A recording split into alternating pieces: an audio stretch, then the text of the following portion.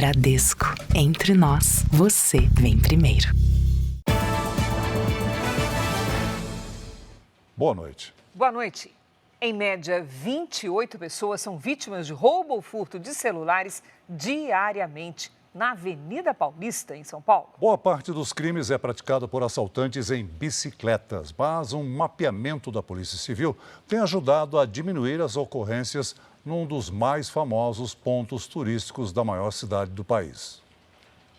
A ideia era registrar o passeio num dos cartões postais de São Paulo, mas o celular atraiu a atenção dos criminosos. Ele foi abordado e, por pouco, o telefone não foi levado. Esse homem estava a pé, ele já vinha pela calçada, ele já estava me filmando de longe, assim, né? Foi na hora que eu percebi que os dois de bike estavam fazendo tipo um sinal. Para se proteger, ele tentou esconder o aparelho, até que os assaltantes desistiram do roubo. E lá é um local que diz que tem bastante segurança, né? Sempre tem a presença da polícia, tem a base e tudo. Casos assim se tornaram frequentes e, na maioria das vezes, os criminosos estavam em bicicletas, de olho em pessoas distraídas ou que tiravam fotos. O Jornal da Record teve acesso aos resultados de um estudo realizado pela Secretaria da Segurança Pública, que mapeou as ações criminosas na Avenida Paulista. Quarta-feira é o dia da semana com mais ocorrências. Os furtos são mais comuns durante a tarde. Já os roubos são mais frequentes à noite. Em média, 28 pessoas são vítimas de roubos e furtos de celular diariamente na Avenida Paulista. O mapeamento foi feito com a ajuda de um aplicativo de uso exclusivo da Polícia Civil, o Speed Bike.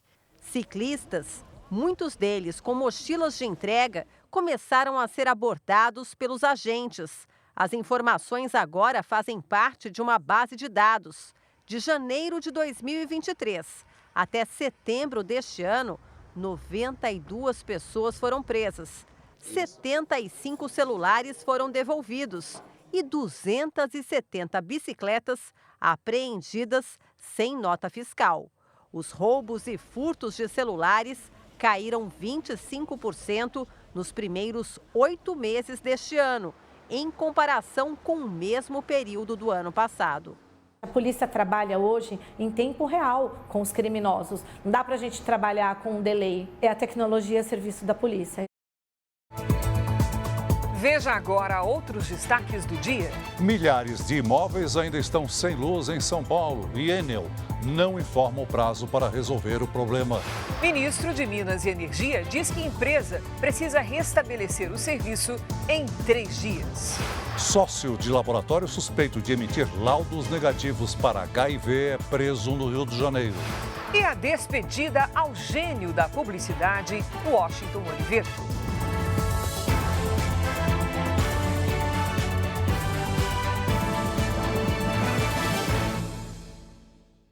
Oferecimento: Crédito Bradesco. Dinheiro na hora em 3 cliques pelo app.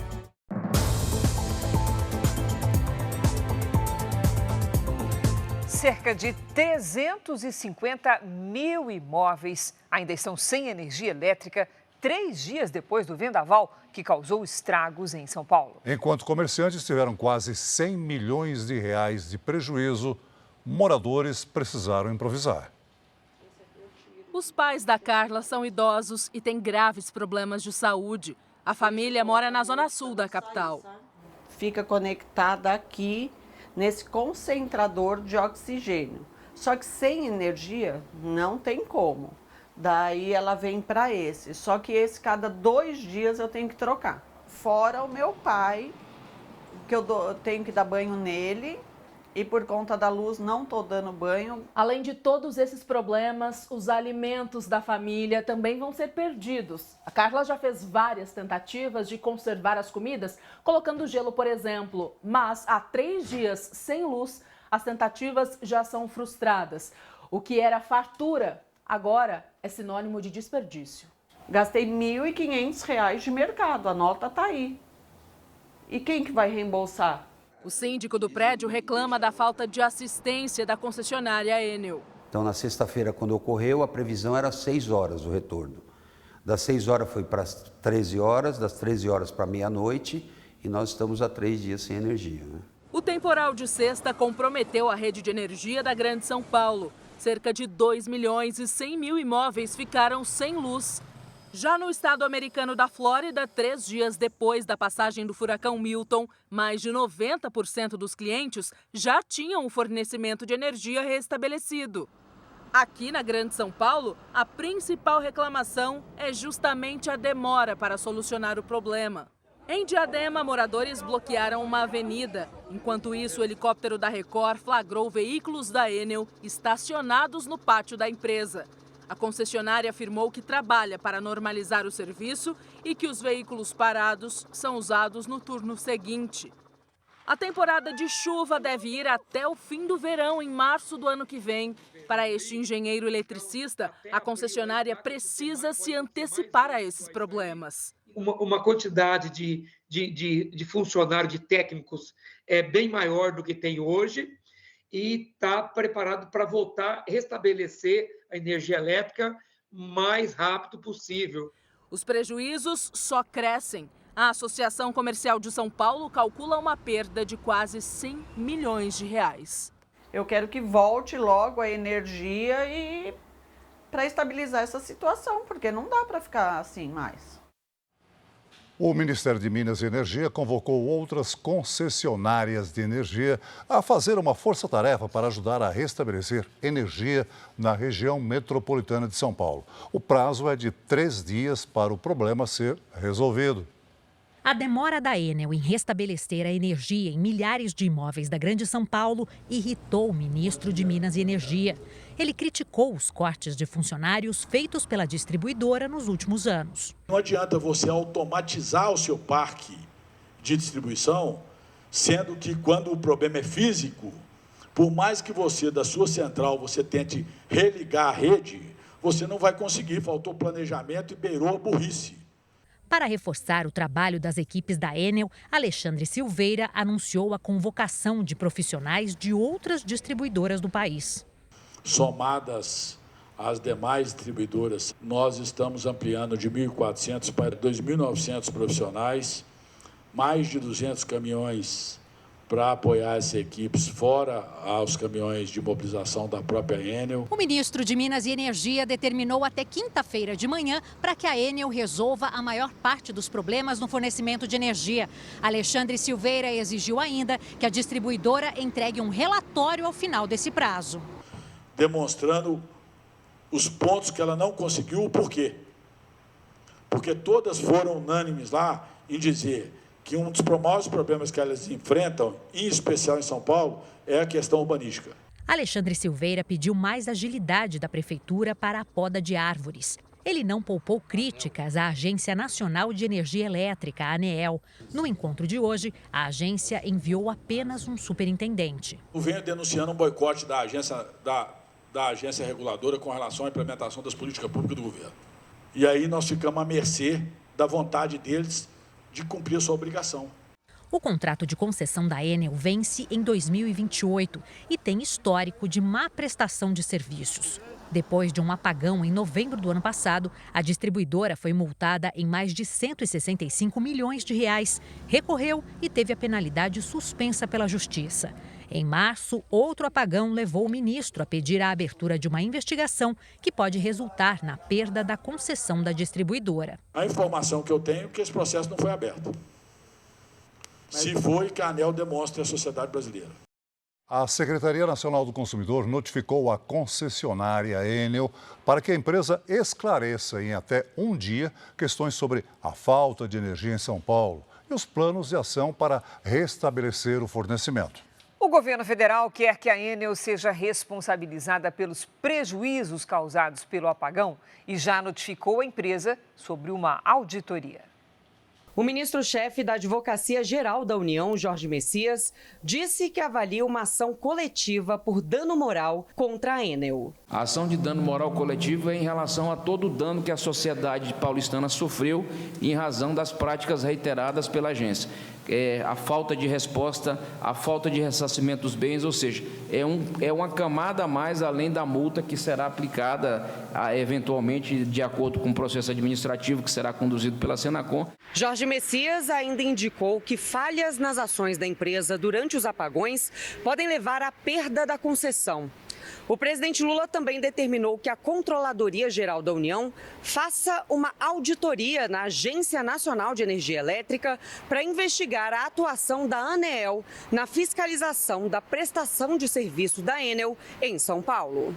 Já tinha acontecido em novembro do ano passado e acontecer agora novamente, sem que as medidas emergenciais tenham sido adotadas na velocidade necessária para, pelo menos, mitigar os danos causados. Em nota, a ANEEL afirmou que o papel dela é garantir que os consumidores brasileiros tenham acesso a um serviço de energia elétrica de qualidade, contínuo e seguro, e que qualquer tentativa de intervenção ou tutela indevida na atuação da agência não contribui para a solução do problema.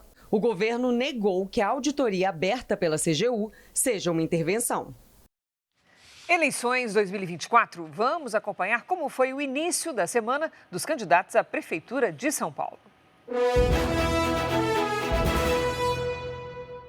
Guilherme Boulos, do PSOL, visitou áreas afetadas pela tempestade de sexta-feira na zona sul de São Paulo. Na comunidade do Mangue, onde vivem cerca de 300 famílias, o candidato conversou com moradores que estão com as casas em situação de risco. Guilherme Boulos disse que, se for eleito, pretende investir em ações de zeladoria para evitar problemas como o da falta de energia provocada pela queda de árvores. O candidato também fez críticas à concessionária de energia da cidade de São Paulo e ao adversário no segundo turno das eleições. Hoje a cidade paga o preço da incompetência, da falta de prefeito. Nós estamos vivendo um apagão de prefeito na cidade de São Paulo e podemos ir para os dados. A Enel reduziu em mais de 30% o número de funcionários. Ah, mas o que isso tem a ver com o apagão? Tudo. Não é? Menos funcionários, menos condição de dar resposta a uma situação como essa. Ricardo Nunes, do MDB, esteve na zona sul de São Paulo. O candidato à reeleição visitou uma instituição que atende pessoas com deficiência intelectual, transtorno do espectro autista e doenças raras. Ele recebeu um documento com sugestões de políticas a serem adotadas na prefeitura. Ricardo Nunes prometeu ampliar em um segundo mandato os serviços voltados ao tratamento de pessoas com transtorno do espectro autista. O candidato disse que a cidade terá 4 novos centros especializados para atender pacientes e também dar apoio às famílias. O prefeito e candidato também falou sobre o trabalho da prefeitura após os estragos provocados pela tempestade de sexta-feira e criticou a concessionária de energia da cidade. Eu estou com várias árvores ainda caídas na via e que eu não tenho o que fazer porque eu dependo da Enel ir lá desligar a energia para fazer a remoção da árvore. Então, uma empresa totalmente ineficiente, sem nenhuma responsabilidade. A lei federal só garante ao governo federal a possibilidade de fazer concessão, regulação e fiscalização. Os municípios não podem fiscalizar, não podem fazer nenhuma atuação. O Instituto Real Time Big Data divulgou hoje a primeira pesquisa de intenções de voto do segundo turno para a Prefeitura de São Paulo. Na pesquisa estimulada, em que o nome do candidato é citado pelo pesquisador, o atual prefeito Ricardo Nunes, do MDB, tem 53% dos votos. Guilherme Boulos, do PSOL, 39%. Votos brancos e nulos somam 3%. Não sabem ou não responderam, 5%. Contando apenas os votos válidos, sem incluir brancos ou nulos, Ricardo Nunes tem 58% dos votos, contra 42% de Guilherme Boulos. O Instituto Real Time Big Data ouviu 1.500 eleitores entre os dias 11 e 12 de outubro. A margem de erro é de 3 pontos percentuais, para mais ou para menos. O nível de confiança da pesquisa é de 95%. A pesquisa foi registrada na Justiça Eleitoral de São Paulo. O Instituto Real Time Big Data também divulgou pesquisa sobre as intenções de voto para o segundo turno em Belém, no Pará. Na pesquisa estimulada com o nome do candidato apresentado ao eleitor, Igor Normando, do MDB, tem 60% das intenções de voto. O delegado Éder Mauro, do PL, aparece com 35%.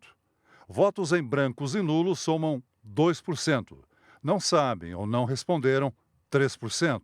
Contando somente os votos válidos, Igor Normando teria 63% dos votos contra 37% para o delegado Éder Mauro. O Instituto Real Time Big Data ouviu 1.000 eleitores nos dias 11 e 12 de outubro. A margem de erro é de 3 pontos percentuais para mais ou para menos. E o nível de confiança é de 95%. A pesquisa foi registrada na Justiça Eleitoral do Pará. Veja a seguir: Donald Trump e Kamala Harris fazem campanha em estado que pode ser decisivo para eleger o novo presidente americano. Governo de Israel diz que vai manter ataques em todas as regiões do Líbano contra os terroristas do Hezbollah. Polícia do Rio prende sócio de laboratório responsável por exames em doadores de órgãos infectados por HIV.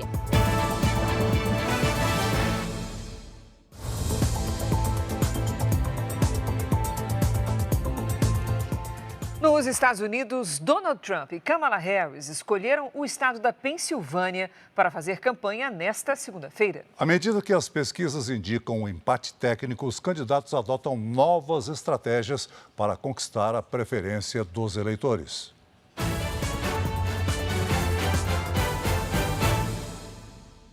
Donald Trump foi até a cidade de Oaks, na Pensilvânia, onde participa de um comício. Mais cedo, o republicano disse que a adversária precisa passar por um teste cognitivo, porque as atitudes da democrata demonstram que ela não está bem. Ontem, Trump prometeu contratar mais de 10 mil agentes para trabalhar no controle de fronteira e também melhorar os salários da categoria. A crise migratória é um dos principais temas debatidos na campanha eleitoral americana. Autoridades informaram que um homem foi preso armado ontem no acesso a um comício de Donald Trump na Califórnia. O suspeito, de 49 anos, foi parado em um posto de controle e estava com um carro com placa adulterada e documentos falsos. Ele disse ao serviço secreto que é um eleitor republicano e não tinha intenção de matar o ex-presidente. O apoiador foi liberado depois de pagar fiança equivalente a R$25 mil. A democrata Kamala Harris também está na Pensilvânia hoje, como mostra o repórter José Luiz Filho. Kamala escolheu a cidade de Erie para fazer um comício. Já o candidato a vice, Tim Walz, desembarcou em Green Bay, no estado de Wisconsin. Há 22 dias da eleição, a chapa democrata intensifica a campanha em estados que podem definir o próximo presidente. E nem mesmo com um fundo bilionário de doações, Kamala Harris tem conseguido reverter a tendência de queda nas últimas pesquisas de intenção de voto. Um levantamento nacional divulgado ontem mostra que os dois candidatos estão empatados com 48%. Enquanto Kamala caiu 1 ponto percentual em relação à pesquisa do mês anterior, Trump subiu 4 pontos. Agora, para a reta final, uma das estratégias dos democratas é uma maior participação de ex-presidentes na campanha. Barack Obama deu início a uma série de eventos e Bill Clinton pediu votos ontem e hoje para a colega de partido em comícios na Geórgia.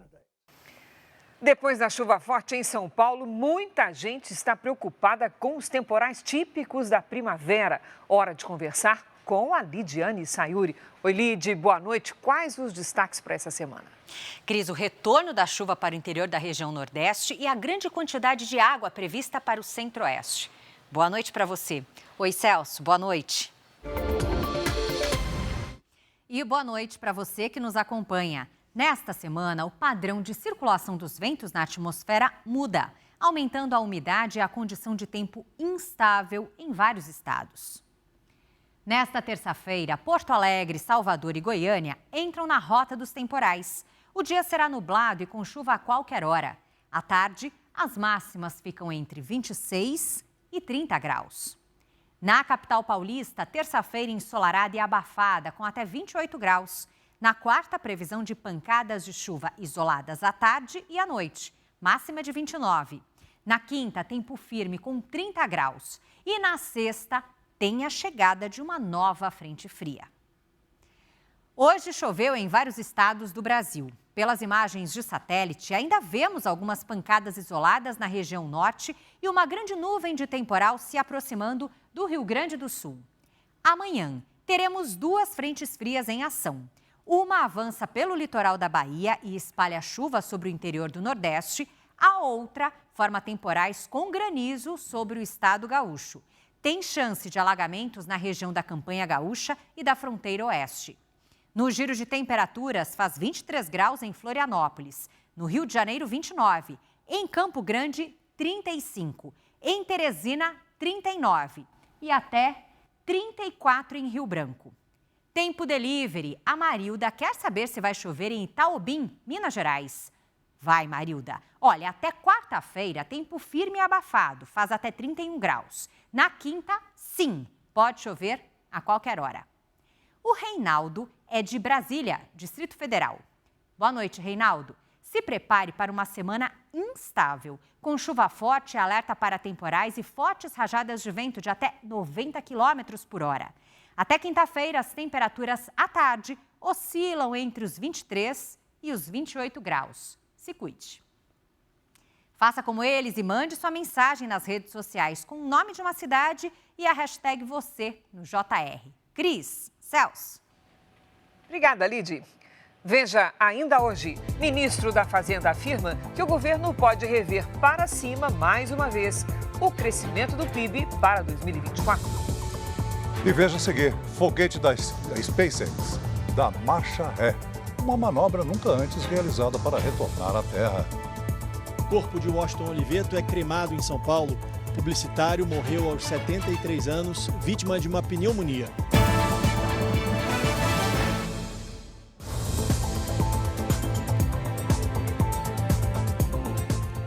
O Nobel de Economia premiou 3 pesquisadores que estudam a importância das instituições políticas e sociais para reduzir a desigualdade.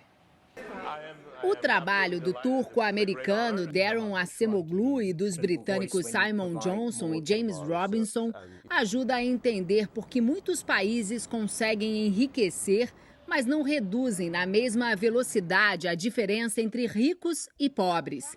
De acordo com o estudo, governos que garantem uma participação maior da população nas políticas públicas tendem a dividir melhor as riquezas. O júri citou o exemplo da cidade de Nogales, na fronteira entre os Estados Unidos e o México. Do lado americano, os moradores vivem em melhores condições e, por isso, conseguem lutar por direitos. Do outro lado, o próprio sistema político reduz as possibilidades da população em influenciar na elaboração de leis, por exemplo. A premiação coincide com a divulgação de um relatório do Banco Mundial que faz um alerta. Os 26 países mais pobres do mundo estão mais endividados do que nos últimos 18 anos. Nessas nações, vivem 40% da população do planeta mais atingida pela falta de recursos. Uma realidade que mostra como é difícil acabar com a pobreza. 4 soldados israelenses morreram após um bombardeio atingir uma base militar. Hoje, o Hezbollah lançou mais de 90 foguetes contra Israel. Câmeras de segurança flagraram um dos ataques contra a cidade de Carmiel, no norte do país. Uma pessoa ficou ferida por estilhaços.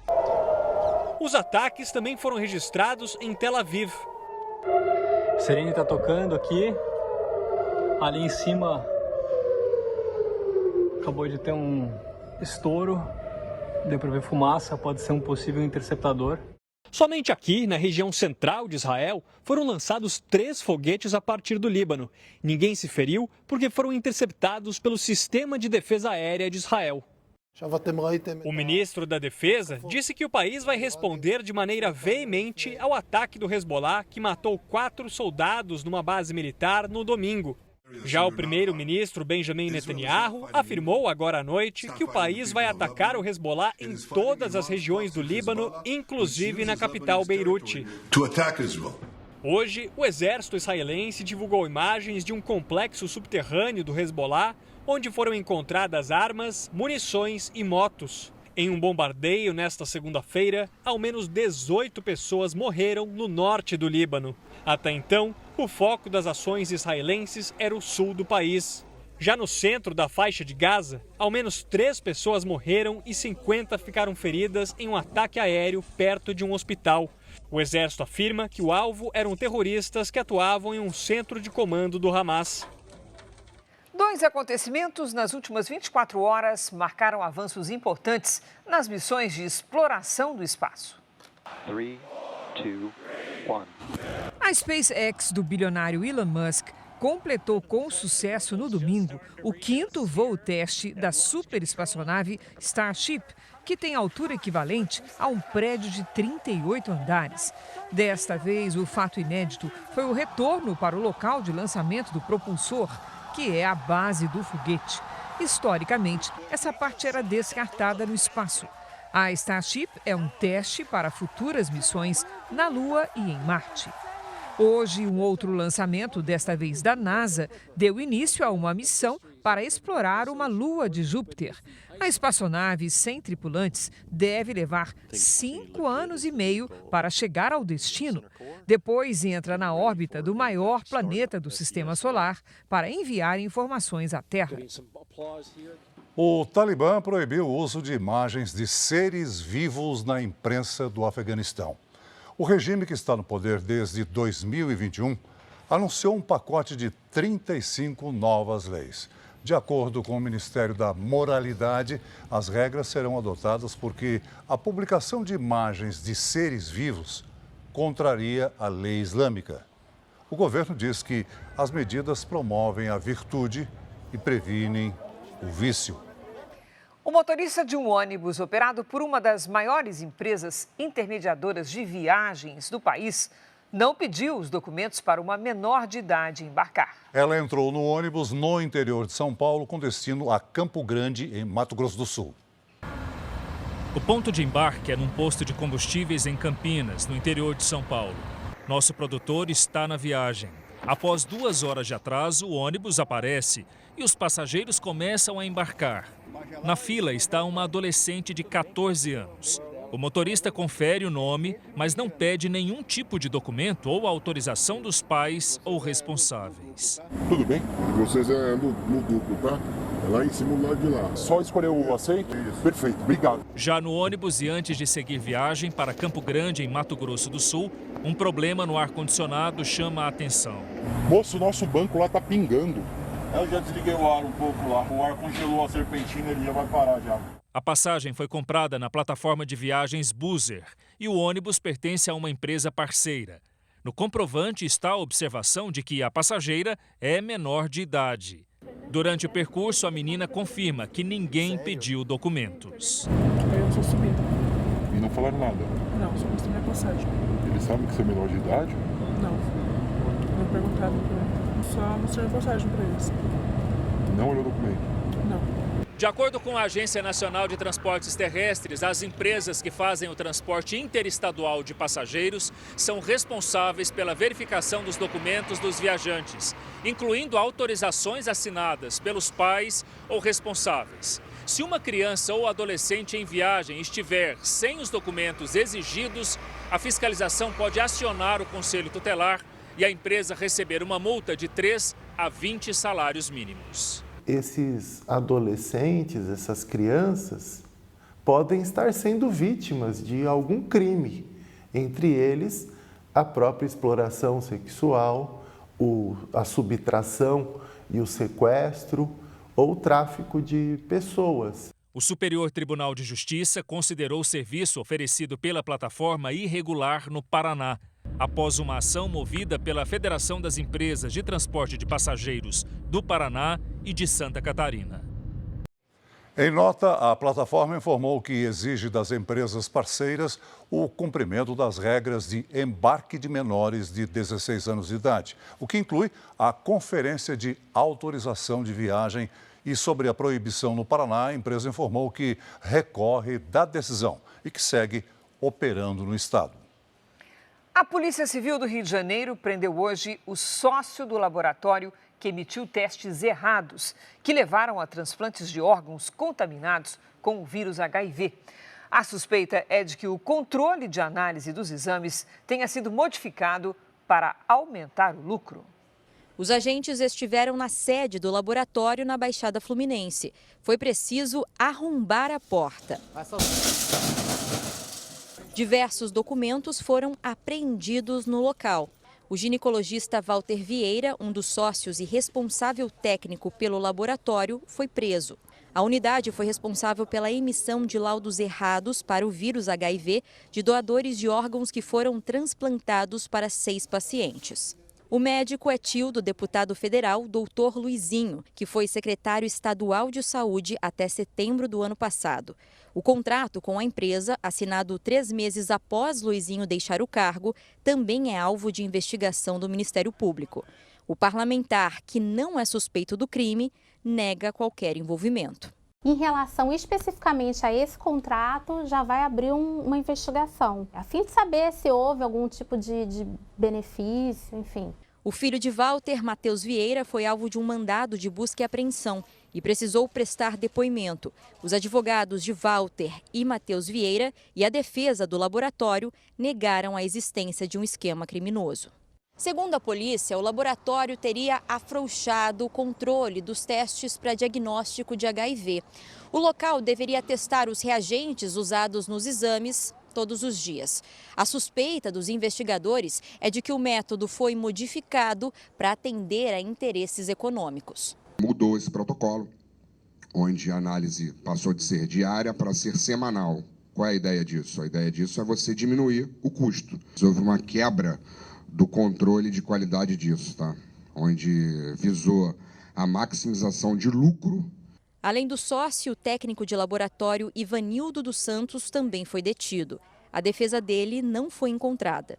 A auxiliar administrativa Jaqueline Iris Barcelar de Assis também é procurada pela polícia.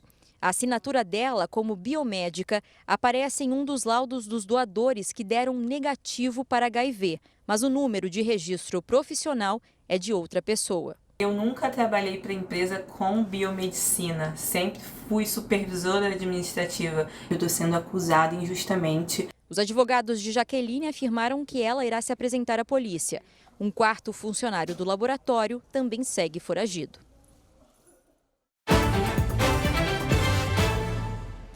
A Caixa Econômica Federal deve mudar as regras do financiamento da casa própria ainda este mês. Já está conosco a Patrícia Lages, que vai explicar tudo direitinho. Oi, Pati, boa noite. Que mudanças são essas? Boa noite, Cris. Boa noite, Celso. E boa noite para você de casa. A mudança principal é o percentual que pode ser financiado. As alterações devem ser anunciadas já na próxima segunda-feira. As novas regras mantêm os 2 tipos de crédito imobiliário: o sistema de amortização constante, o SAC, e a tabela Price, mas os percentuais mudam. No SAC, que financiava até 80% do valor do imóvel, vai passar a financiar 70%. E a tabela Price, que antes financiava até 70%, cai para 50%. Isso faz com que o valor da entrada aumente. 30% para quem optar pelo sistema SAC e 50% pela tabela Price. A partir de 21 de outubro, só vai poder solicitar o crédito imobiliário pela Caixa quem não tiver nenhum financiamento ativo. E o valor máximo a ser financiado será de R$1,5 milhão de reais. No ano passado, a Caixa financiou 7 de cada 10 imóveis no Brasil. Mas desde maio deste ano, o banco anunciou que opera no limite da capacidade de financiamento. Isso porque uma das principais fontes de recursos é a poupança, que enfrenta uma onda de retiradas. Só no mês de setembro, o volume de saques superou os 7 bilhões de reais. É o maior desde janeiro. Pessoal tirando dinheiro para pagar a dívida, né, Paty? Agora, não tem mágica. Com menos dinheiro disponível, é claro que o financiamento vai ficar mais caro, né? Vai sim, viu, Cris?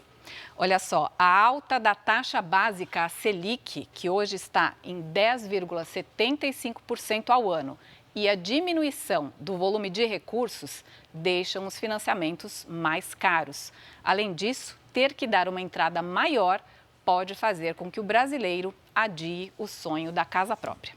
Cris, Celso. Obrigada, Paty.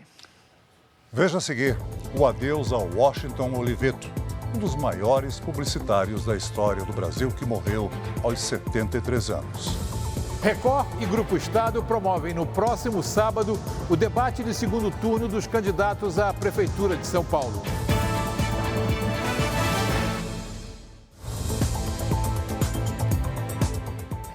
A Record e o Estadão promovem no dia 19, sábado, o debate dos candidatos à Prefeitura de São Paulo. O encontro marca uma parceria inédita dos dois veículos de comunicação que são referência em jornalismo de credibilidade e inovação. O debate é organizado pela emissora de televisão mais antiga em atividade e pelo jornal que circula desde 1875. A Record e o Estado de São Paulo se reúnem para levar aos eleitores da maior cidade do país as propostas dos dois candidatos mais votados no primeiro turno da eleição municipal.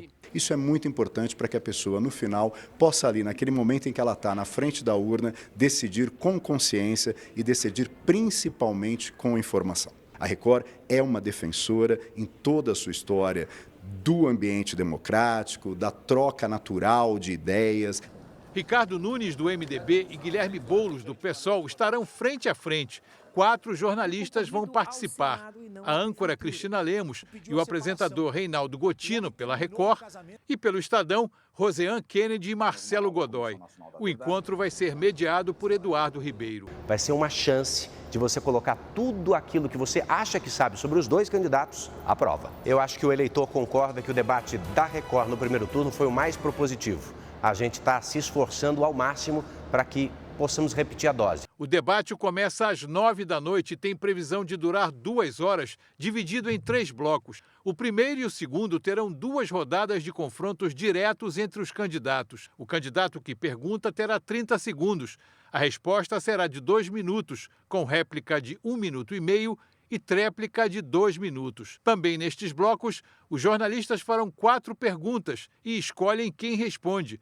O outro candidato poderá comentar a resposta do adversário. No último bloco, cada candidato terá 2 minutos para as considerações finais. E o rigor do debate do primeiro turno também estará presente. Os candidatos não poderão deixar seus lugares nem exibir documentos. Será proibido se referir ao adversário de maneira desrespeitosa ou com apelidos.